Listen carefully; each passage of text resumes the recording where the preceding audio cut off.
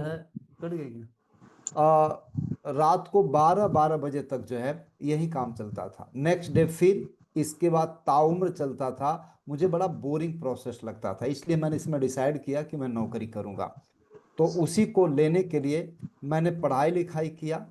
और इसके बाद मैंने बीएससी और एमएससी किया। एक बड़ा पूर्वांचल यूनिवर्सिटी का बहुत बढ़िया कॉलेज है, सिबली नेशनल कॉलेज। इसके बाद फिर मैंने बीएड और एमएड किया जौनपुर में, एक विद्यालय है, राजा हरपाल सिंह पीजी कॉलेज, वहाँ से। फिर मैंने बीटीसी किया। और कई बार मैंने क्लास को टॉप किया, कई बार स्कूल को टॉप किया, और डिस्ट्रिक्ट में भी मेरे पोजीशन रहे। तो इतना करने के बाद मैं इलाहाबाद चला गया पढ़ाई करने के लिए। इलाहाबाद में जाने के बाद मैंने कम्पिटेटिव फील्ड्स में अपना कदम रखा। और नौकरी कैसे पाती, सारी डिग्रियां लेने के बाद श्याम सर मैंने नौकरी के लिए जद्दोजहद शुरू किया। और चूंकि मैं फोकस था सर, मैं बताना चाह रहा हूँ कि एक एक शब्द का मतलब है। एक भी एक्स्ट्रा बातें हम लोग नहीं करेंगे, टोटल टू द पॉइंट बातें करेंगे। रिक्वेस्ट है कि वीडियो ऑन करके बैठिएगा।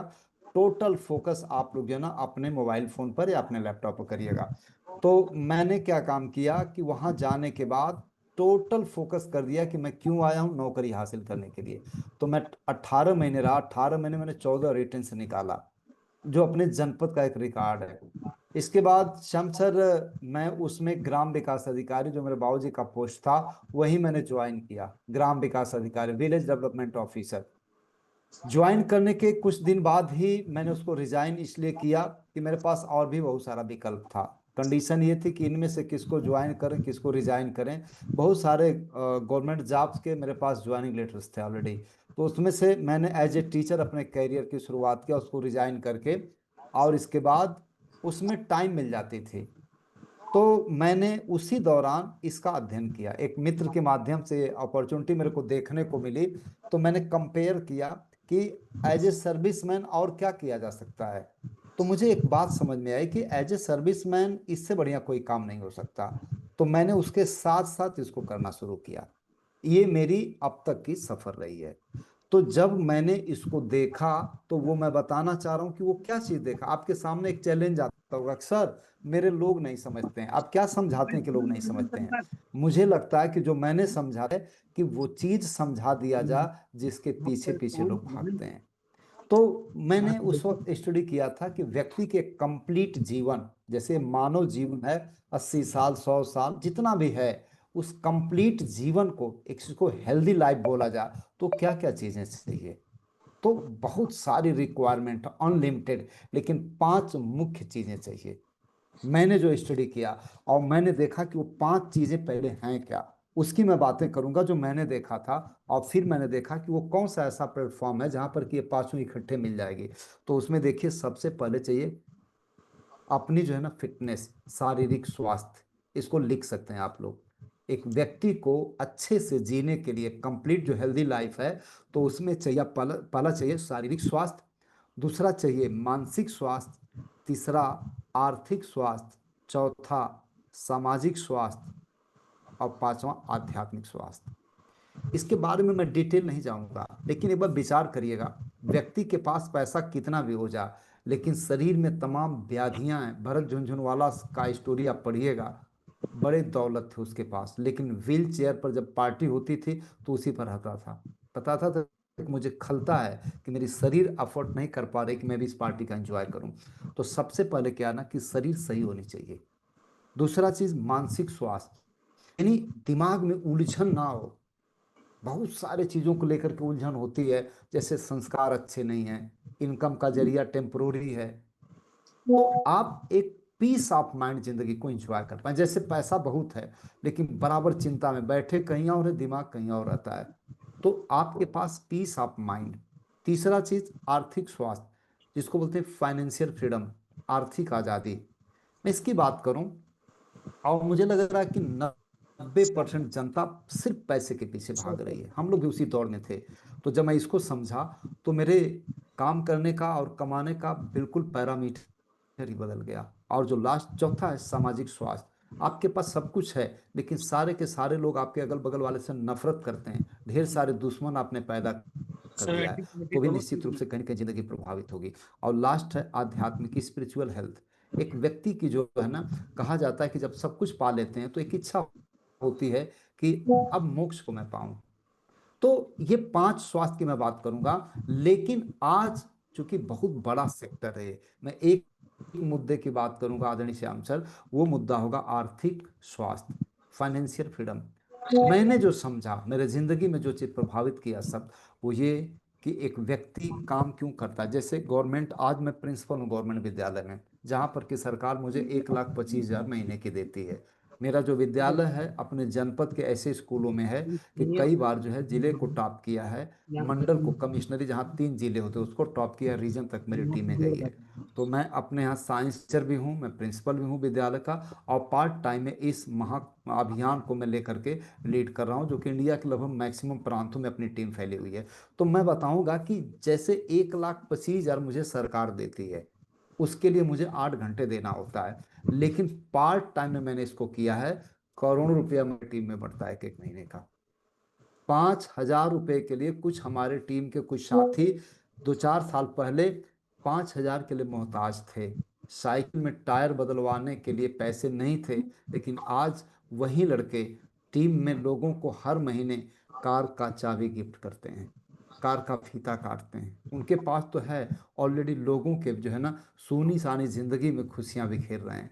तो मतलब ये है कि हमारा 1,25,000 जो आ रहा है, उसके लिए तो मैंने 25 साल पढ़ाई किया, लेकिन ये जो कईयों लाख मंथली देता है, इसके लिए मैंने पार्ट टाइम में बात किया। तो अब तक जो मैंने बात किया वो ये बताना चाह रहा हूं कि आप जो भी किए, एक तरफ मैंने इसका जो डिसीजन लिया वो बड़े होश हवास में लिया। मैंने कभी दारू को हाथ नहीं लगाया, मैंने बेहोशी में नहीं, मैंने होशो हवास में इसका चयन किया। मैंने इसलिए चयन किया। अब आगे मैं बताने जा रहा हूं आर्थिक आजादी क्या होती है। मैंने जो समझा श्याम सर, अपने शब्दों में बताने की कोशिश करूंगा। तो मैंने आर्थिक आजादी को समझा कि एक व्यक्ति के जिंदगी में 3 चीजें, फाइनेंशियल फ्रीडम में जो 3 कंटेंट हैं, बड़े सरल शब्दों में मैं बात करूंगा। वो 3 चीजें जो मेरे को समझ में आई, वो क्या थी कि एक व्यक्ति के जिंदगी में पैसा पर्याप्त होना चाहिए। दूसरा चीज कि उस पैसे को एंजॉय करने के लिए टाइम फ्रीडम होनी चाहिए। और तीसरा चीज, डर नहीं लगना चाहिए कि कल के डेट में अगर ये दुनिया से मेरी विदाई होती है तो मेरे बच्चों को किसी के सामने हाथ ना फैलाना पड़े, अर्थात सिक्योरिटी होनी चाहिए। अब यहाँ से नोट करने वाली बात मैं बताऊंगा आपसे, आप लोग इसको चाहें तो नोट कर सकते हैं। देखिए, मैंने देखा कि समाज जो है ना 2 वर्गों में बंटा हुआ है, 90% और 10%। जो 90% वर्ग है वो कर क्या रहा है और उसके पास है क्या। 90% वर्ग जो है ना, ये नौकरी कर रहा है, दूसरा खेती बाड़ी कर रहा है, तीसरा दुकानदारी कर रहा है, चौथा प्रोफेशंस। ये 4 जगह से अपनी जीविका चला रहा है। ये 90% लोग इसमें फंसे हुए हैं। 10% की जो आबादी है वो क्या कर रही है, वो पैसा तो कमा रही है, लेकिन पैसा कमा रही है system oriented, income earn with help of system. इसको नोट कर सकते हैं आप।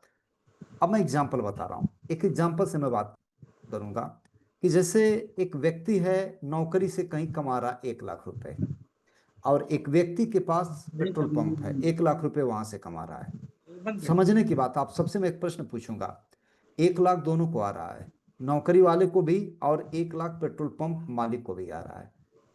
सर आप सब लोग केयर करिएगा, मैं किसी से भी पूछ सकता हूँ, थोड़ा सा एक नेचर है टीचर का, तो वो कहीं ना कहीं जो है ना, थोड़ा सा मैं उससे मजबूर हूँ। मैं ये जानना चाहता हूँ कि जो मैं बता रहा हूँ क्या आप लोग ध्यान दे रहे हैं क्या। तो प्लीज आप लोग अलर्ट रहिएगा, नाम लेकर के मैं बात कर सकता हूँ। मैंने बोला कि एक पेट्रोल पंप मालिक को भी 1,00,000 रुपए जा रहा है, और एक नौकरी वाले को भी 1,00,000 जा रहा है, या खेती वाले को जा रहा है, या दुकानदार को, या प्रोफेशनल्स को जा रहा है, 1,00,000 रुपए आ रहा है, दोनों में 1-1 लाख, कोई दिक्कत नहीं है। लेकिन अब दूसरा प्रश्न मैं पूछूंगा कि इसमें से जो टाइम फ्रीडम है, वो पेट्रोल पंप मालिक के पास है, या 90% में जो लगे हुए हैं लोग इनके पास है। मैं बात करना चाहूंगा कि आप कितने लोग इसका सही जवाब दे सकते हैं। टाइम की आजादी किसके पास है। प्लीज एक बार आप लोग चैट बॉक्स में लिख सकते हैं, 90% वालों के पास टाइम फ्रीडम है, या 10% वालों में जिसमें पेट्रोल पंप वाले का नंबर आता है, सर किसके पास है। यस, आप चैट बॉक्स में लिख सकते हैं सर। चलिए, हैंड रेज एक बार करिए, अगर किसी को इसका जवाब देना है तो प्लीज एक बार हैंड रेज करें। आ,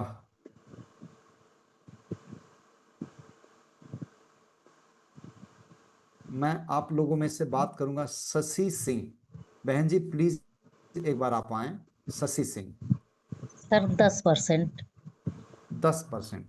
बहुत बहुत धन्यवाद आपको। बाकी लोग हैंड रेज कर लें। 10% के पास है, और 10% लोग क्या करते हैं कि सिस्टम ओरिएंटेड। मैंने बात किया कि 1 लाख रुपए पेट्रोल पंप वाला भी ले रहा है, और 1 लाख रुपए हो सकता है एक डॉक्टर ले रहा हो 1 महीने का। लेकिन इसमें ध्यान दीजिएगा कि डॉक्टर्स को डेली जाना पड़ेगा, नौकरी वाले को डेली जाना पड़ेगा, दुकानदार को डेली जाना पड़ेगा, लेकिन एक पेट्रोल पंप मालिक को कभी नहीं जाना पड़ेगा, क्योंकि उसने एक सिस्टम बनाया है। यही समझने की बात है, मात्र यही चीजें मेरे को समझ में आ गई। एक लाइन में अगर मैं बात करूं, तो इन लोगों ने क्या काम किया, इन लोगों ने जो काम किया ना, वो काम किया सिस्टम को बनाने में। हम लोग क्या काम करते हैं पैसे बनाने में। इन्होंने पैसा कमाने की मशीन बनाया, और हमने क्या काम किया कि पैसा कमाने के लिए खुद को मशीन बना लिया। श्याम सर, ये बात जो है ना, उस वक्त की है जब मैं पीसीएस और आईएएस की तैयारी करने के लिए मैंने ग्राम विकास अधिकारी को रिजाइन किया था। और आप सबको मैं बताना चाह रहा हूँ कि अपने जनपद में एक नाम था मेरा भी। मतलब 13-14 रिटर्न्स निकालना कोई सिंपल सी बात नहीं है। तो मैंने रिजाइन किया था, बड़ा मतलब बड़ा फ्रूटफुल पोस्ट था ग्राम विकास अधिकारी। उसको रिजाइन करके जो टीचर मैंने शुरुआत किया कि मैं पीसीएस और आईएएस की तैयारी करूंगा। लेकिन जब ये भाषा मेरे को समझ में आ गई कि ये सारे के सारे बाल्टी वाले लोग हैं, ये जब जब बाल्टी लेकर के दौड़ेंगे तो पैसा आएगा, नहीं दौड़ेंगे तो नहीं आएगा। लेकिन कुछ लोग हैं जो कि अपने घर पाइपलाइन बना लिए, एक बार स्विच ऑन करेंगे तो आता ही रहेगा। तो यही समझना है, मैंने समझ लिया। तो क्या समझ में आई कि जिंदगी को कंप्लीट अगर आप जीना, जो 5 स्वास्थ्य मैंने बताया ना, वो पांचों स्वास्थ्य तब होगा जब एक व्यक्ति की जिंदगी में पैसा भरपूर होगा, और उस पैसा को कमाने के लिए कभी जाना ना पड़े। कुछ दिनों तक काम करिए, और ऐसा काम करिए कि वो सिस्टम बन जाओ, पैसा आता रहे। और तीसरा चीज मैंने क्या देखा कि सिक्योरिटी होनी चाहिए। सिक्योरिटी का मतलब कि आज मैं पैसा कमा रहा हूँ, मेरी बच्चे मेरे परिवार जो है ना मेरे पर डिपेंड है। लेकिन कल के डेट में भगवान ना करें, ऐसे बहुत सारे लोग हैं जो कि एक्टिव इनकम ले रहे हैं। अगर कुछ हो जाए तो सोचिएगा कि जैसे मकान तो है लेकिन छत ही नहीं है। वही हाल होती है कि परिवार तो है, लेकिन परिवार का जो मुखिया जो छत है ना वही नहीं है। तो अंदाजा लगाइएगा कितना बुरा हश्र होता है उस परिवार। रूह कांप जाती है। तमाम एग्जाम्पल्स मैंने देखा अपने अगल बगल। श्याम सर, अभी कोविड में हमारे विद्यालय में कुछ बच्चियां पढ़ती थी। एज मुझे लग रहा है कि 12 11 12 साल की रही होगी।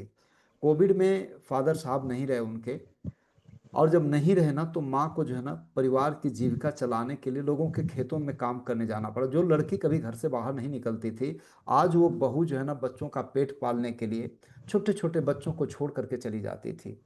अब इसके बाद वो लड़की 11 12 साल की हुआ करती थी। अब समाज की स्थिति आप जानते हैं ना। अब इसके बाद रूह कांप जाती है बताने में कि क्या हुआ उस परिवार के साथ। एक दो नहीं, तमाम लोगों के साथ। प्रश्न क्या है कि ये सोचने का मुद्दा है। बड़े ईमानदारी से वो कर्मठ वीर जो है ना अपने परिवार की परवरिश कर रहा था। लेकिन 2-3 दिन ऐसा उसके परिवार पर गुजरा कि थोड़ा सा बीमार पड़ा, इसके बाद निकल गया। पता ही नहीं था कि ये जाएगा भी। लेकिन जाने के बाद असली जिंदगी की शुरुआत होती है। तो प्रश्न यानी कि सिक्योरिटी को आप समझ करके चलिए। कार है ना तो उसमें 4 चक्के हैं, तो एक स्टेपनी देता है कि आपकी यात्रा जो है ना निर्बाध गति से चलती रहे। लेकिन ये जिंदगी की जो गाड़ी है ना, इसमें हम कई बार नौकरी करने में, दुकान करने में, खेती बाड़ी में, प्रोफेशंस में इतना बिजी हो जाते हैं दोस्त ना, कि हम कभी ध्यान ही नहीं देते। तो मैंने कारण पहले खोजा कि इसको क्यों करना चाहिए। तो कारण निकल करके आया कि एक व्यक्ति के जिंदगी में इनकम कमाने का सिस्टम बेस्ड जरिया होना चाहिए, ना कि मैन बेन। जैसे एक व्यक्ति आधारित अगर होगा, तो व्यक्ति को कोरोना होगा, जुकाम होगा, बीमार पड़ेगा, एक्सीडेंट में मरेगा। तो जब वो मरेगा ना, तो पता चलेगा कि उसकी इनकम भी मर जाएगी उसके साथ। फिर असली दुनिया के थपेड़े उस परिवार झेलेगी जिसको हम जान से ज्यादा चाहते हैं। तो एक कारण निकल करके आया। दूसरा चीज मैं बताऊं, पैसा ही अगर कमाना है सिक्योरिटी के अलावा, तो पैसा कमाना, चूंकि मेरा ढेर सारा रिसर्च है, इस पर 3-4 तो मैंने किताबें पढ़ डाला। खूब किताबों के शौकीन है मैं, मतलब किताबों के कीड़े समझ लीजिए। तो ढेर सारा निचोड़ निकाल करके मैं एक चीज बताना चाह रहा हूँ आपसे। पैसा ही अगर व्यक्ति कमाना चाहे तो एक व्यक्ति, जैसे मेरा 1,25,000 गवर्नमेंट देती है, अगर मैं उसको बढ़ाना चाहूं तो 1,26,000 नहीं होगा, 1,30,000 नहीं होगा। लेकिन पेट्रोल पंप का मालिक जो होगा ना, उसका मूड अगर सटक गया ना, बढ़ाना चाहेगा तो एक और पेट्रोल पंप डाल देगा, तो उसकी इनकम जस्ट डबल हो जाएगी। वो 3 डालेगा, 4 डालेगा, 5 डालेगा, जो पैसा कमाएगा उस पैसा से ट्रांसपोर्ट की कुछ गाड़ियां डाल देगा, कुछ किराए के मकान ले लेगा, ईंट का भट्ठा डालेगा, कोल्ड स्टोरेज डालेगा, फैक्ट्री डालेगा। लेकिन एक मास्टर क्या डालेगा? कुछ नहीं करेगा। तो वो कितना भी जोर दे ले, उसके पास ज्यादा से इतना करेगा कि जाकर के ट्यूशन कोचिंग पढ़ाने लगेगा। ठीक है, अब पढ़ाने के बाद समय मिलेगी तो जाकर कोई दुकान करेगा या कोई कर्मकांड करेगा, कुछ उल्टा पुल्टा करेगा इस तरह से, जिससे कि उसका काम चलता रहे, बस वो जिंदगी को जीता नहीं काटता है, क्योंकि तो मशीन बन चुका है ऑलरेडी। तो सबसे बड़ी वजह क्या है, इस बिजनेस को कैसे करना है, इसका कोई मैटर ही नहीं है, वो तो मैं बता दूंगा एक लाइन में। इस बिजनेस को क्यों करना है, यही सबसे बड़ा कारण है। एक लाइन में अगर मैं बताऊं तो फाइनेंशियल फ्रीडम की जो डेफिनेशन है, जो मैंने लिखा है, वो ये है: if your income is only depend on you, you are not financially free. यदि आपकी इनकम आप पर निर्भर है, मेरे प्यारे भाई बहनों, तो आप आर्थिक रूप से आजाद नहीं हो, चाहे वो इनकम कितनी भी हो। ऐसे समझिएगा, एक व्यक्ति के पास बाल्टी से पानी ला रहा है, बाल्टी की साइज कितनी भी बड़ी हो, वो तब तक आएगी जब तक वो जिंदा है। जिस दिन वो व्यक्ति को कोरोना हो जाएगा ना, तो बाल्टी नहीं ढो पाएगा। तो इसके बाद बूढ़े माँ बाप, वो घर की जो बहू, छोटे छोटे बच्चे, इनको ढोना पड़ता है। और कई बार ये भेड़िया जो समाज का होता है ना, जब ये ढोने के लिए जाते हैं, अर्थात पैसा कमाने के लिए जाते हैं, तो आपको पता है कि क्या होता है उनके साथ। तो इसलिए मैं कहना चाह रहा हूं कि थोड़ा सा डरिए, थोड़ा सा डरिए, और ये डरिए मेरे दोस्त कि मैं अपने परिवार को अगर कुछ देना चाहता हूं तो एक सिस्टम दूं कि डर डर के ना जिए। तो प्रश्न एक चीज निकल करके आया कि सिस्टम देने के लिए नॉलेज तो मिल गया, लेकिन 90% जनता के पास वो सिस्टम बनाने के लिए दो चीजों की कमी है: एक तो नॉलेज नहीं है, दूसरा पैसा नहीं है। अब मान लीजिए कि उसके पास नॉलेज भी आ जाएगा तो पैसा नहीं है, क्योंकि जो सिस्टम बनता है उसमें भयंकर पूंजी लगती है। मैं आपको बोलता हूं ना कि आप स्कूल कॉलेज खुलवा लीजिए बढ़िया, 10-20 करोड़ आपके पास हो, कोई दिक्कत की बात नहीं है। केरला का पूरा स्टाफ आकर के चला देगा। 50% 40% पर डील कर लेता है कि जो भी इनकम होगी 40% अपने रखेगा, 7% आपको देगा। कुछ नहीं करना, आप पैसा 20 करोड़ रुपया लगाइए, सब चल जाएगा। लाखों रुपया आपको आएगा महीने का। लेकिन वो लाखों कमाने के लिए करोड़ों आएगा कहां से? ये चैलेंज है। तो मैं आज इस पोर्टल पर सभी भाई बहनों से कहना चाह रहा हूं, मेरे दोस्त, बड़े जिम्मेदारी से शब्द का मैं प्रयोग कर रहा हूं, कि आपके पास सिस्टम बनाने के लिए जो चाहिए वो नहीं है। तो अब क्या करें? तो फिर आरसीएम से इसका क्या संबंध है? आप लोग आरसीएम बैनर तले यहाँ इकट्ठे हुए हैं, तो आरसीएम का लोग पता नहीं क्या क्या अर्थ निकालते हैं, क्या क्या नाम जानते हैं, क्या क्या बातें करते हैं। लेकिन आरसीएम क्या करता है इसको समझिए। ये जो 5 चीजें मैंने बताया ना, ये 5 स्वास्थ्य इकट्ठे आरसीएम बैनर तले मिल जाती हैं, इकट्ठे मिल जाती हैं। मैं एक चीज की सिर्फ बातें करूंगा। मैंने बोला था ना कि पैसे की आजादी, समय की आजादी और सुरक्षा, ये पैसा उसको आता है इस तरह का जिसके पास सिस्टम हो। तो मैं सिर्फ एक परिप्रेक्ष्य में बात करूंगा कि आरसीएम किस तरह से ये पांचों स्वास्थ्य दे देता है, किस तरह से पैसा देता है। तो मैं अब अगली कड़ी में मैं ले चलना चाह रहा हूं कि सिस्टम बनाइए, पैसिव इनकम कमाइए। तो आरसीएम सिस्टम बनाने में आपको एक टैग लाइन बताऊंगा कि पहले जिसके पास जमीन थी, जमींदार वो हुआ करता था, और आज के डेट में जमीन नहीं, जिसके पास लोग हैं, आज का जमींदार वो है। इसको लिख सकते हैं: पहले जमींदार वो थे जिनके पास जमीनें थी, और आज का जमींदार वो है जिसके पास लोग हैं। जितने ज्यादा लोग उतनी बड़ी जमींदारी। कुछ एग्जांपल्स मैं बता रहा हूं। वोडाफोन आइडिया, टेलीकॉम सेक्टर से एक एग्जांपल मैं ले रहा हूं। वोडाफोन आइडिया के पास 20 करोड़ सिम होल्डर्स हैं। लगभग एयरटेल के पास 30 करोड़ प्लस हैं, और जियो के पास 40 करोड़ प्लस प्लस हैं। एक एग्जांपल लीजिए कि एक सिम से 300 रुपए का रिचार्ज होता है एवरेज, तो 20 करोड़ में 300 का रिचार्ज कराएंगे तो 6,000 करोड़ का रेवेन्यू जनरेट होता है वोडाफोन आइडिया के पास। लेकिन वहीं पर जमींदारी बढ़ा लिया एयरटेल, 30 करोड़ लोग हैं, 300 से रिचार्ज कराएंगे तो 9,000 करोड़ जाता है। और बड़ी जिम्मेदारी बढ़ा लिया जियो, 300 से रिचार्ज कराएंगे तो 12 करोड़ जाता, 12,000 करोड़। मैं बताना ये चाह रहा हूं कि आप लोग जरा सा विचार करिएगा कि सबसे बाद में कौन आया। सबसे बाद में तो जियो आया। कब आया? 2016 में। बाकी सारे प्लेयर पहले के हैं टेलीकॉम सेक्टर के।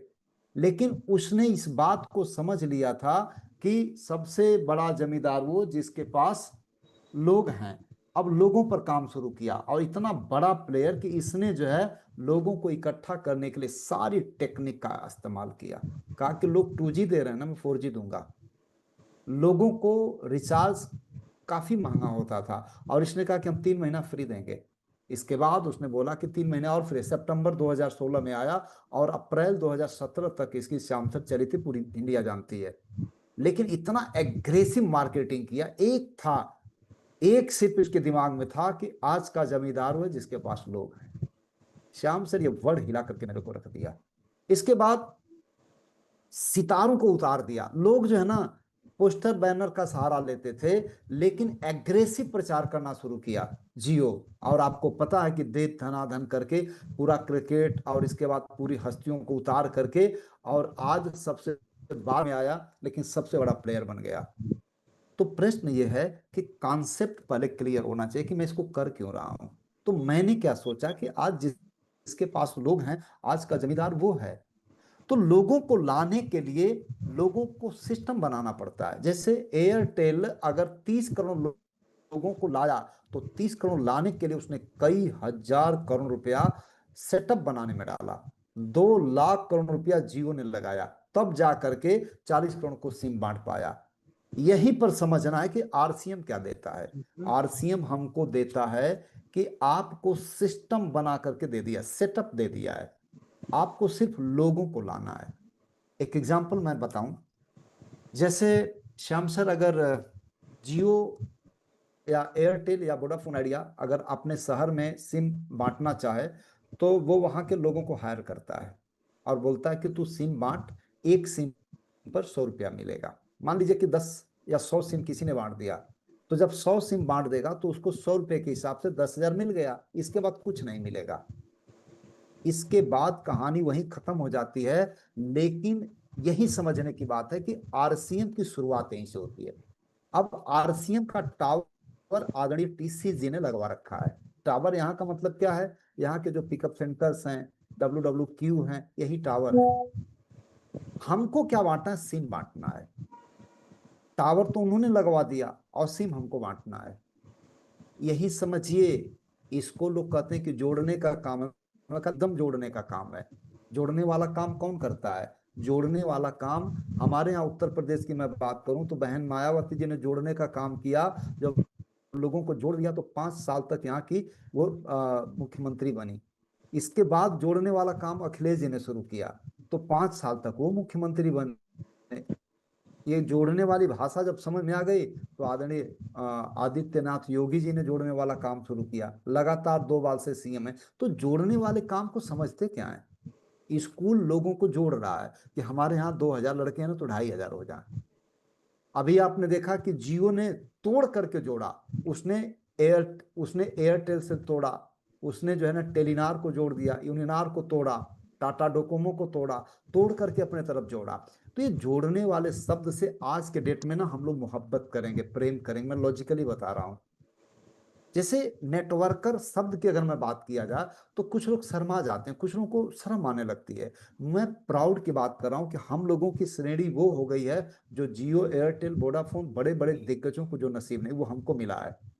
तो इसमें टीसी जी ने बोला कि देखो आप जो है ना मेरे बिजनेस पार्टनर हो, आप मार्केटिंग देखो, मैं मैन्युफैक्चरिंग देखता हूं। और 45% की डील होती है। अब इसमें क्या हुआ है कि अगर यहाँ की सिम मैंने खुलवा दिया, ये ध्यान देने की बात है। ये जितने लोगों को शर्म आती है ना आरसीएम का नाम लेते हुए, आज इस भाषा को समझ में आ जाएगा ना तो तरस आएगी उन पर जो समझ नहीं पाते हैं इस शब्द को। लेकिन समझिएगा, दरअसल हमने जब एक टेलीनार की एक जो है एयरटेल की सिम किसी को दिया तो मेरे को 100 रुपया मिला। लेकिन यहाँ पर मैंने उस व्यक्ति को जोड़ दिया ना, तो यहाँ का जब वो रिचार्ज कराएगा व्यक्ति, तो जब जब रिचार्ज कराएगा तब तब मेरे अकाउंट में क्रेडिट होगा। यानी मैं पार्टनर बन गया यहाँ। वहां पर वन टाइम सेल है, यहाँ पर लाइफ टाइम सेल मिलेगा आपको, यानी पार्टनर बन गए, उसके रिचार्ज में से पैसा आ रहा है। पहला फायदा याद याद रखिएगा। दूसरा चीज कि वहां का रिचार्ज 300 का होगा, लेकिन यहाँ पर रिचार्ज जो होता है ना, आपके घर में जितने भी प्रोडक्ट हैं वो सारे प्रोडक्ट आप लेंगे, तो यहाँ का रिचार्ज जो है ना, ज्यादा पैसा निकलवा पाएंगे आप उस परिवार से। और तीसरा फायदा मैं बता रहा हूँ कि वहां पर आप जो है, एक लिमिट है, 100 रुपया एक टाइम कमा सकते हैं, लेकिन यहाँ एक भाषा समझ में आ गई ना, एक्सपोनेंशियल ग्रोथ। अगर आपने उस व्यक्ति को समझा दिया तो अनलिमिटेड। मैं श्याम सर अभी चेक कर रहा था, तो जो मेरा नेटवर्क का साइज है, मैंने पार्ट टाइम में टोटल किया है, लेकिन टोटल एजुकेशन बेस मैंने बिजनेस किया है। आदरणीय डीके सिंह और बड़े बड़े जो दिग्गज लोग हैं, ये मतलब लक मेरी है, कितने बड़े बड़े प्लेयर अपने साथ हैं जो कि नेशनल लेवल पर अपना एक मुकाम रखते हैं।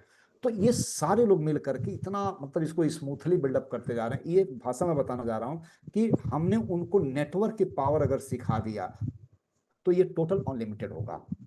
तो मैंने यही देखा था, और देखने के बाद मैंने इसको शुरू किया, और आज के डेट में लगभग लगभग 1,60,000 का नेटवर्क है अपना छोटा सा, 1,60,000 का।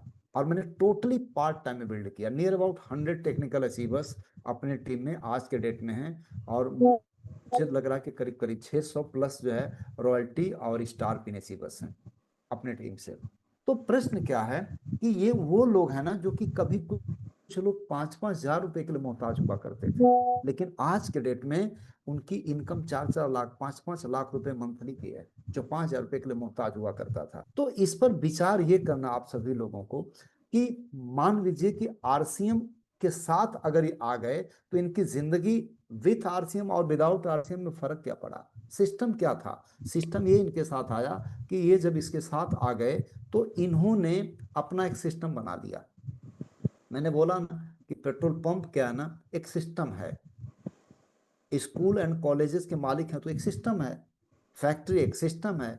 उसी तरह से एयरटेल का टावर एक सिस्टम है। तो हमारा एयरटेल का टावर नहीं, हमारा पिकअप सेंटर एक टावर हो गया, वो एक सिस्टम है। वहां हम लोगों को जोड़ेंगे, सारा मुनीम का सारा काम जो पिकअप सेंटर वाले करेंगे, कंपनी करेगी, 7 तारीख को आपके अकाउंट में जमा होता चला जाता है। तो अब आप चेक करिएगा कि मैंने बात किया था पैसा, तो इसमें पैसा आप जितना चाहें उतना कमा सकते हैं। श्याम सर मेरी जो इनकम 1,25,000 है, उसमें एक चवन्नी मैं नहीं बढ़ा सकता, मेरा बस नहीं, उसमें गवर्नमेंट अपने हिसाब से बढ़ाएगी। लेकिन यहाँ का जो चेक की साइज होती है ना, वो मेरे ऊपर होती है। मैं भी दबा करके ताबड़तोड़ मेहनत कर दूं, मैं बढ़ा लूंगा।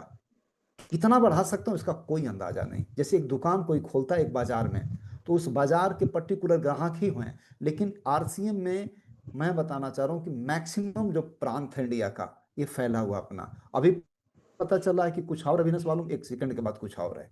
रिचार्ज लोग करा रहे हैं, अपना बढ़ रहा है, मीटर चल रहा है दर दर दर दर दर दर। कितना है अनलिमिटेड। एक दुकान एक पर्टिकुलर एरिया में अगर खोलेंगे तो वहां पर एक लिमिट है प्रोडक्ट की, दूसरा लिमिट है टेरिटरी की। कहाँ से ग्राहक आएंगे, 200 किलोमीटर से थोड़ी आएंगे। लेकिन यहाँ गुजरात में लोग रिचार्ज करा रहे हैं, पैसा हमारे यहाँ आ रहा है, पंजाब में करा रहे हैं, पैसा हमारे यहाँ आ रहा है। तो ये अनलिमिटेड है। तो मैं विचार करूंगा कि अगर नेटवर्क हमने बना दिया, तो नेटवर्क बना देने के बाद ये क्या होता है, पेट्रोल पंप से अगर तुलना करिए तो इसके सामने कहीं नहीं ठहरता है। पैसा प्रचंड आता है। अब जब पैसा आने लगता है तो विचार करने की बात है टाइम फ्रीडम। तो टाइम फ्रीडम इसमें ऑलरेडी आपके हाथ में है। लोग अपने घर की सामान खरीदते हैं, पैसा आपका आता है, आप फ्री हैं। सिक्योरिटी की अगर मैं बात करूं तो तमाम एग्जाम्पल्स आज के बीच में हैं, तमाम एग्जाम्पल्स हैं। संजना अरोड़ा जी हैं, रत्नेश जैन साहब हैं, सतीश पंडित जी हैं, हमारी टीम में तमाम लोग ऐसे हैं जो कि बैड लक नहीं रहे आज दुनिया में, लेकिन गुड लक ये है कि उनका प्रोफेशन तो खत्म हो गया। अभी जस्ट श्याम सर हमारे टीम में एक लड़का है सचिन राय, वो लड़का एयरफोर्स में है। उसके फादर 35 साल से बहुत अच्छे एडवोकेट थे, प्रैक्टिशनर थे, बहुत बढ़िया वकालत चलते थे। लेकिन बड लक था कि उनके गले में जो है ना कैंसर हिट हुआ, और पता चला कि वो चले गए दुनिया से। और मात्र 2 साल उन्होंने किया था, 67 की एज थी। और जब वो चले गए तो उनकी वकालत जो थी, जो कि ऑलरेडी बहुत अच्छी चलती थी, वो सब जीरो हो गया। लेकिन आज वो लड़का एयरफोर्स में है, 75,000 वहां से इनकम आती है, लेकिन यहाँ से 1,93,000 हाईएस्ट इनकम जस्ट अभी एमराल्ड होने जा रहे हैं। मुझे लग रहा है आज तो नहीं हो पाएंगे, कल एमराल्ड हो जाएंगे सर। सचिन राय हमारे जस्ट बगल के हैं। तो विचार करने की बात है कि पैसा भी है, समय भी है। समय का मतलब कि एक व्यक्ति आज दुनिया में नहीं है, लेकिन उसकी वकालत से ज्यादा इनकम जा रही है। और सिक्योरिटी, मैं बताया ना कि पेट्रोल पंप का मालिक मर जाएगा तो पेट्रोल पंप उसके साथ नहीं जाएगा, लेकिन एक डॉक्टर मरेगा ना तो उसकी हुनर उसके साथ चली जाएगी। तो ये कारण सबसे पहले खोजना होगा कि मैं क्यों करना है। क्योंकि हम पेट्रोल पंप नहीं बना सकते, स्कूल कॉलेज नहीं खोल सकते, हम सिस्टम नहीं बना सकते, लेकिन हम ग्राहक तो बन सकते हैं ना। तो दो ही तो काम है इसमें, सबसे पहले ग्राहक बनना है और दूसरा चीज की फिर ग्राहक बनाना है। यानी दुकान बदलें, दुकान बदलवाएं, यही बस इसका नारा है। बाकी सारा कुछ इसमें अलंकार है। सिर्फ दो शब्द है, खुद की दुकान बदलें और लोगों की दुकान बदलवाएं। जितने लोगों की दुकान बदलते चले जाएंगे उतना ज्यादा जो है हमारा बढ़ता चला जाएगा। तो इसको क्यों करना ये कंफर्म हो गया। टाइम की थोड़ी सी लिमिटेड यहाँ पर वो है, लेकिन मैं अब आगे थोड़ी सी बात करूंगा। क्योंकि देखिए मैं गुरुओं के सामने बात कर रहा हूँ, मेरा संस्कार ऐसा नहीं कि उनके सामने बोला जाए, लेकिन आप लोगों ने मेरे को इजाजत दिया है कि बाबू बोलो, इसलिए मैं बोल पा रहा हूँ। श्याम सर आप मेरे आइडियल हैं, सचिन सर मेरे आइडियल हैं, और मैं अपने आदर्श के सामने बातें कर रहा हूँ। तो मेरे संस्कार कुछ ऐसे नहीं कि मैं इनके सामने बोलूँ, लेकिन मेरा ये भी संस्कार है कि अगर आदेशित किया गया है तो आपको बोलना चाहिए। तो गुरुदेव माफ करिएगा कोई त्रुटि होगी तो, ये जो है ना आप लोगों से मैंने सीखा है, जो कि टीम के सामने मैं रख रहा हूँ सर। तो अगली चीज मैं बताऊंगा कि मैंने इस कारण से किया स्पष्ट, और मैंने अपने लोगों के सामने यही कारण रखा कि अगर इसका कोई विकल्प है तो बताइए। तो लोग बोले नहीं सर कोई विकल्प नहीं है। तो मैं कहा फिर बिना किसी देरी का ऑनेस्टली इसको शुरू करते हैं। अब सेकंड किया, तो इसमें देखिए तीन रास्ता है। पहला रास्ता है कि इसमें कंज्यूमर बनना है, दूसरा रास्ता है रिटेलिंग करना, तीसरा नेटवर्क बनाना है। तो कंज्यूमर तो ऑलरेडी कहीं बना है, तो इसमें कंज्यूमर बन करके रहेंगे। थोड़ी बहुत जनरल रिटेलिंग मैं कर देता हूँ, मैं नेटवर्क बनाने पर फोकस किया। और नेटवर्क बनाने का दो तरीका, एक लीनियर एक एक्सपोनेंशियल। लीनियर का मतलब जो 90% हम जो काम करते हैं ना उसी अंदाज में बनाएं। मैंने वैसे नहीं बनाया, मैंने 10% जो लोग हैं ना, जो सफल लोग हैं, उनके पैटर्न पर मैंने नेटवर्क बनाया।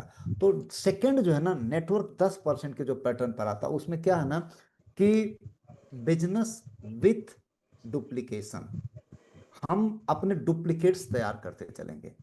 ये भाषा जितना जल्दी समझ गए ना, उतना जल्दी हमारा कल्याण हो जाएगा। आदरणीय वत्स साहब जो है मेरे जो गुरुदेव, आदरणीय वत्स साहब, शैलेंद्र ढिंगरा, प्रमोद गुलाटी साहब और राकेश शर्मा साहब के गाइडलाइन में मैंने जो सीखा, उनकी एक कैसेट है सिंपली द बेस्ट। आप जो है ना वो काम करिए जो कि एक आम भारतीय कर सकता है। तो मैंने उसको आधार बनाया। और अभी जस्ट मैं आपको बता दूं कि लोगों के ना माइंड पर मैंने वर्क किया। और माइंड पर वर्क करने के लिए सबसे ज्यादा इसमें काम ज्यादा नहीं करना है, काम ज्यादा क्यों करना है इसको समझने के लिए करना है। मैं एक घटना आपको बताना चाहूंगा। एक किताब आती है द मैजिक ऑफ थिंकिंग, भी बड़ी सोच का बड़ा जादू, डेविड जे स्वार्ट्स की किताब है। उसमें इन्होंने बताया है, बड़े अच्छे से पढ़िएगा आप लोग। उसमें इन्होंने बताया कि देखिए क्या है ना कि अपन जो सब कॉन्शियस माइंड है ना, ये आपके ग्रोथ में 95% एंड अबव रोल प्ले करता है, सब कॉन्शियस माइंड। लेकिन जो सब कॉन्शियस माइंड है ना, उस तक जो इंफॉर्मेशन है जब पहुंचती है ना, तो लॉजिकल अपना जो माइंड सेट है ना उसको रोक देता है। लॉजिक है क्यों यार, क्यों कैसे करना है। तो उसने बताया कि जिस तरह से एक नौकर होता है ना, ओबीडियंट, ये जो नौकर होता है उसको बोलिएगा कि जाकर के कॉफी लाओ तो कॉफी लाएगा, उसे बोलिएगा कि वाइन लाओ तो वाइन लाएगा। वो दिमाग नहीं लगाएगा क्योंकि उसको मालिक का ऑर्डर है। सेम पैटर्न पर हमारा जो सब कॉन्शियस माइंड है ना, वो एक ओबीडियंट नौकर है। उस नौकर तक अगर सूचना पहुंचा दिए तो उस नौकर की जिम्मेदारी है वो करके दे देता है। और 10% लोग जो होते हैं, जो अमीर लोग हैं, जो सिस्टम के मालिक हैं, वो अपने सब कॉन्शियस माइंड को जिंदा कर देते हैं। प्रश्न ये है कि अब आगे आपको इन 4 दिनों में क्या करना है। इन 4 दिनों में आपको अपने सब कॉन्शियस माइंड तक एक प्रोग्रामिंग के जो मास्टर ट्रेनर हैं, ऑलरेडी एमबीबीएस एमडी डॉक्टर थे वो, डॉक्टर जितेंद्र अड़िया, एक हिंदुस्तान की बात छोड़िए वर्ल्ड लेवल की हस्ती हैं। माइंड प्रोग्रामिंग की बात किया जा तो हिंदुस्तान के सबसे बेस्ट ट्रेनर हैं। उनका कोई तोड़ नहीं है, प्रेरणा का झरना तमाम कुछ उनकी पढ़ी हुई देख लीजिएगा। मतलब फैन है वर्ल्ड लेवल के लोग उनके। उन्होंने एक घटना में बताना चाहूंगा जैसे मैंने क्या सीखा है श्याम सर, कि जैसे एक 10 लीटर का पेंट है, उसमें व्हाइट पेंट है। अगर मैंने 1 लीटर काला डाल दिया ना, तो सब के सब काला हो जाएगा। अच्छा, अब उसको फिर हमको क्या करना, व्हाइट करना है। तो व्हाइट करना, तो व्हाइट उसमें से ब्लैक तो निकलेगा नहीं। एक और तरीका है कि उसमें हम क्या करें ना, कि व्हाइट पेंट डालते चले जाएं। उसमें डालें 1 लीटर, 2 लीटर, उसमें जब 20-25 लीटर पड़ जाएगा ना व्हाइट पेंट, तो ब्लैक तो रहेगा लेकिन इतना कम हो जाएगा ना कि सब व्हाइट व्हाइट दिखने लगेगा। दरअसल हमारी जिंदगी में ना, जो हमारा जो दिमाग है ना, व्हाइट पेंट की तरह है। लेकिन जब हम पैदा हुए, तो पैदा होने के बाद वो स्कूल, कॉलेजेस, वो मूवी, वो दोस्त मित्र, वो सारे कूड़ा करकट जो है ना, सब पटते चले गए। और हम क्या बन गए, हम 90% वाले बन गए। 90% वाले वो लोग होते हैं जो लोग जानते ही नहीं कि जिंदगी सिस्टम बेस्ड होती क्या। मैंने जो डिफिनीशन बताया था ना, if your income is only depend on you, you are not financially free. ये डिफिनीशन वो नहीं जानते कि आर्थिक आजादी का मतलब होता है कि आप काम ही मत करो, इसके बाद भी इनकम आती रहे। आप सोचिएगा, तमाम अनपढ़ लोग हमारे यहाँ एक हैं, वो पढ़े ही लिखे नहीं हैं, उनके पास पेट्रोल पंप है, उनके पास कोल्ड स्टोरेज है। जय किशन साहू विधायक भी हैं, उनके पास फ्लोर मिल है, उनके पास कोल्ड स्टोरेज है, उनके पास 10-20 गाड़ियां चलती हैं। वो आदमी पढ़ा लिखा नहीं है, और उसके यहाँ बहुत सारे पढ़े लिखे जा करके नौकरी करते हैं। तो ये जो सब कॉन्शियस माइंड है ना, वो सब कॉन्शियस माइंड तक एक प्रोग्रामिंग जो है ना, करने के मास्टर आने जितेंद्र अड़िया साहब। आप लोग लकी हो कि जितेंद्र अड़िया साहब का वो प्रोग्राम अटेंड करने का मौका मिल रहा है, जिसके बारे में श्याम सर ने बताया। मेरे दोस्त, हमारे सुल्तानपुर में उनका एक प्रोग्राम कराया गया था आदरणीय DK सिंह के द्वारा। वहां पर लाइन लगी पड़ी है, टेक्निकल अचीवरों की लाइन लगी पड़ी है। जो लड़के 4,000 5,000 के लिए परेशान हुआ करते थे, वो बच्चे आज इज्जत की जिंदगी जी रहे हैं। तो मैं आपको बताना चाह रहा हूँ कि कहीं देर ना हो जाए, उसको क्वालिफाई करिएगा और करवाने पर जोर दीजिएगा पूरा। वजह क्या है कि बिना ट्रेनिंग का सिर्फ एक चीज बनते हैं श्याम सर, मैंने जो देखा, वो बनते हैं मजदूर। बिना ट्रेनिंग का सिर्फ मजदूर बनते हैं। और ट्रेनिंग ले करके ना मिस्त्री बन सकता है, इनकम बढ़ जाएगी। डॉक्टर, वकील, इंजीनियर, प्रोफेशनल जो भी बनते हैं ना, सब ट्रेनिंग के बाद ही बनते हैं। तो अगर आप लोग अपनी टीम में ज्यादा से ज्यादा ये टीम की संख्या बढ़ाना चाह रहे हैं, पिन बदलना चाह रहे हैं, तो मुझे लग रहा है ना, कि जो परिभाषा याद रखिएगा, कि जमींदार पहले वो थे जिनके पास जमीन थी, आज के बाद जमींदार वो होंगे जिनके पास लोग होंगे। तो लोगों को लाने का सबसे बेहतरीन मौका यह है कि हम जो है ना, ट्रेंड हो करके जाए लोगों के पास, ट्रेनिंग लेकर के जाएं।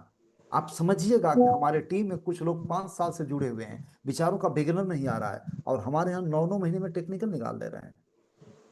मैंने 5 साल में बिगिनर नहीं आया और 9 महीने में टेक्निकल आ गया। कैसे आया? जो लोग ट्रेनिंग के साथ एजुकेशन ले रहे हैं, उन्हीं का डेवलपमेंट हो रहा है। मैं सुरेश यादव सिर्फ काम नहीं करता, काम को करने से पहले हम स्टडी करते हैं, अपने आप को बुक, टेप, फंक्शन, अपलाइन और जूम से कनेक्टेड रखते हैं। हम सिर्फ काम नहीं करते, काम को कैसे किया जाता है ये जान करके करते हैं। ये कहाँ मिलेगा? इस सिस्टम से मिलेगा।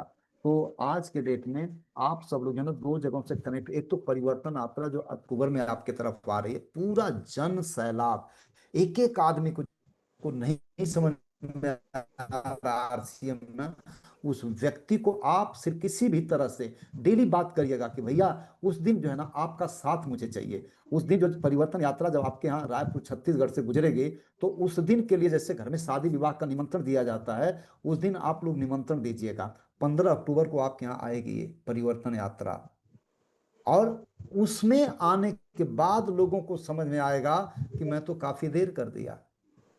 लेकिन अगर आप रूपांतरण यात्रा, अगर अपने लोगों को, अगर आप चाहें से रूपांतरण यात्रा से उनके जिंदगी में परिवर्तन आ जाए, तो उस रूपांतरण यात्रा को आप नोट करिएगा, कोई भी मीटिंग ऐसी ना हो जिसमें उसका नाम न लें।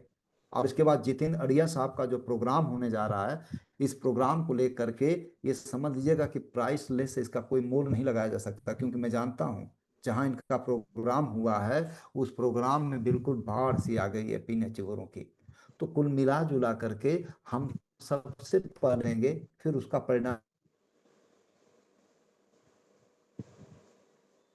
बाहर देखेगा। अपने अपने आप को अंदर काम किया, मैंने पढ़ाई किया। इसके बाद उसका असर देखने लगा, 14 रिटर्न्स मैंने निकाल दिया। मैंने पार्ट टाइम में सर, रूबी की पिन हम लोगों ने पार्ट टाइम में लिया है। जब छुट्टी होती है ना 2 ढाई 3 बजे के बाद, तब हम लोग वर्किंग करते हैं सर। हम लोग जो है ना छुट्टियों में करते हैं, संडे के दिन करते हैं।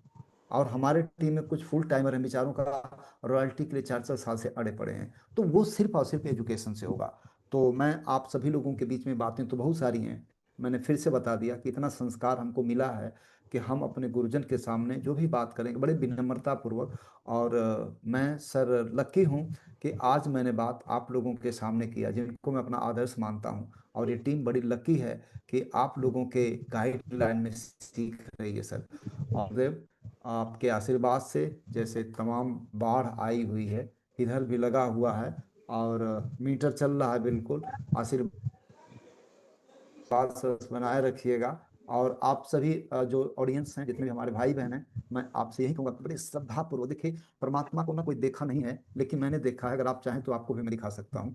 देखिए, माता पिता के बाद इस धरती पर कोई मेरा सबसे बड़ा शुभचिंतक है ना, तो वो हमारे अपलाइन लोग हैं, हमारे कोर टीम के मेंबर्स हैं। वो डिजिटल फिजिकल जैसे भी हम लोगों के बीच में जो रोल माता पिता ने किया है ना, वो रोल ये लोग प्ले करते हैं। कभी भी इनके सामने आप लोग ने याद रखिएगा कि ये जो अवसर मिला है ना, ये दुर्लभ है, एक चमत्कार है।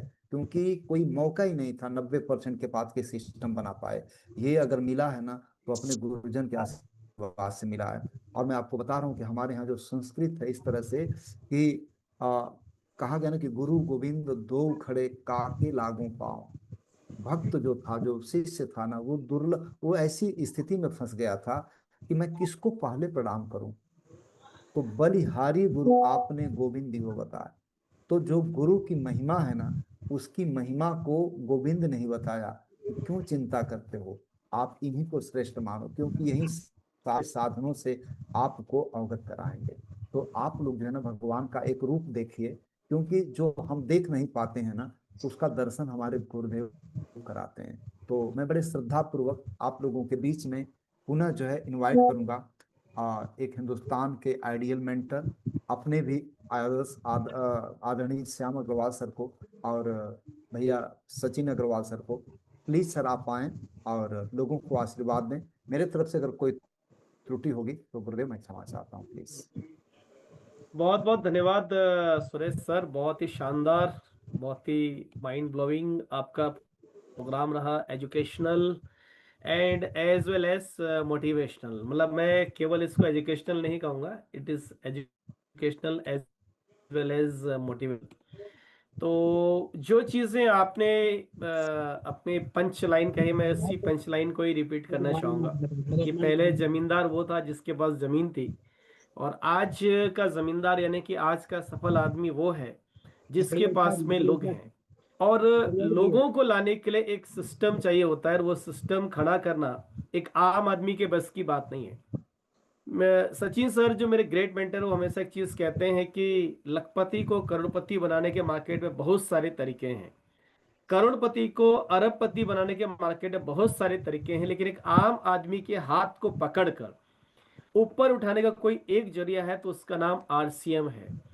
और आरसीएम एक सिस्टम है, और इस सिस्टम पे हमें विदाउट एनी इन्वेस्टमेंट इस सिस्टम को हम सिर्फ को एडेप्ट करना है। प्लानिंग ऑलरेडी की जा चुकी है, आपकी कामयाबी की प्लानिंग ऑलरेडी तय है, वो प्लानिंग हो चुकी है, बस हमें उसको स्वीकार करना है। और कहते हैं कि स्वीकार करने मात्र से उन चीज़ों के हमारे जिंदगी में आने की शुरुआत हो जाती है। तो सबसे पहले हमको स्वीकार भाव करना है कि ये मेरे लिए बना है और ये मेरी कामयाबी के लिए बना है। तो बहुत बहुत धन्यवाद सुरेश सर, बहुत शानदार आज की आपकी मीटिंग रही। थोड़ा आप चाहें तो 5 मिनट बने रहें। मैं भूपेंद्र सर से रिक्वेस्ट करूंगा कि सर जो भी हमारे सीनियर लीडर्स हैं वो प्लीज़ हैंड रेस कर लें, और हम इन बिटवीन सचिन सर हमारे साथ में कनेक्टेड हैं, तो मैं एक बार सचिन सर को इनवाइट कर लेता हूँ और फिर Bhupendra sir over to you then. पहले Sachin sir, please welcome sir. चलिए, बहुत बहुत शुक्रिया Shyam sir. Great morning all champions. और जैसा कि आप सभी अभी काफी देर से सुरेश यादव जी को सुन ही रहे थे, और कुछ लोगों से, कुछ साथियों से जो मैंने सुरेश यादव जी के बारे में चर्चा की थी कि किस प्रकार के लीडर आने वाले हैं, तो आपको निश्चित रूप से समझ में आया होगा कि जो मैंने तारीफ की थी वो यूं ही नहीं की थी, क्योंकि सुरेश जी की काम करने के तरीके को मैंने बहुत करीब से देखा है। और जो वो ये बोल रहे थे ना कि कई लोग ऐसे हैं जो 4-4 5-5 साल में बिगनर भी नहीं आ पा रहे हैं और यहाँ पर 9-9 महीने में टेक्निकल आ रहे हैं, तो ये बिल्कुल सही है, क्योंकि मैं हर साल सुरेश सर की टीम में 4-5 प्रोग्राम देता ही हूँ। और वहां पर मैं जब इनके टीम के काम करने का कल्चर देखता हूँ और ग्रोथ का रेशियो देखता हूँ, तो मुझे समझ आता है कि वाकई में शानदार रेशियो है। शानदार मतलब एक बेहतरीन तरीके से पूरी टीम में वर्क कल्चर है। और अभी आपने उनकी विनम्रता देखी होगी कि कितने विनम्र भाव से आज रूबी के लेवल पर मैंने स्टार रूबी निकाल रहे हैं, और उनकी टीम में उनके डाउनलाइन में भी एक स्टार रूबी आ रही है। मगर उसके बावजूद भी ये जो विनम्रता है ना, यही किसी लीडर को एक महान लीडर बनाती है। तो निश्चित रूप से सुरेश जी, आपका बहुत बहुत शुक्रिया कि आपने निवेदन को स्वीकार किया, इस टीम में आप आए। और निश्चित रूप से ये टीम आज आपकी बातें सुन करके और ज्यादा उत्साहित हुई है और इस महीने बड़े परिणाम जरूर निकाल करके दिखाएगी। बहुत बहुत शुक्रिया सर। और मेरे साथ मुंद्रा जी भी हैं, मैं चाहूंगा कि अरे हवा